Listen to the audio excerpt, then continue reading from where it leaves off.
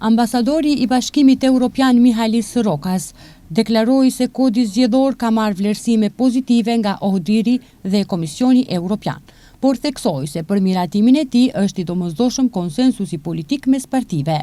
Gjatë promovimit të pajisjeve të reja ushtarake në kazermën Ilinden, duke folur për ndryshimet e bllokuara në kodin zgjedhor, të cilat përbëjnë një pjesë të rëndësishme të paketës së reformave të lidhura me agjendën europiane, Rokas tha se ende po zhvillohen bisedime rreth disa modaliteteve.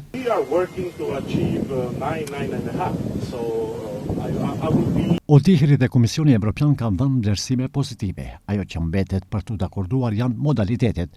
E kuptoj se ekzistojnë mos pajtime, por kam ndjesinë se ka vullnet të mirë që ato të tejkalohen. Komisioni parlamentar tashmë po punon dhe shpresoj që partitë të ulen së bashku dhe të arrijnë konsenzus për këtë çështje të ndjeshme. Baza e ligjit është cilësore dhe zgjidhja është vlerësuar pozitivisht edhe nga institucionet ndërkombëtare. Ndryshimet në kodin zgjedhor janë bllokuar për shkak të mospajtimeve rreth modelit të votimit të diasporas.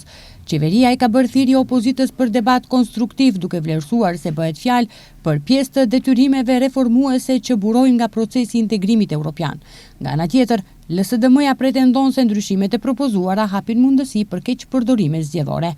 Rokas vlerësoi se është shënuar përparim në të 51 hapat reformues dhe se procesi i reformave është përshpejtuar dukshëm.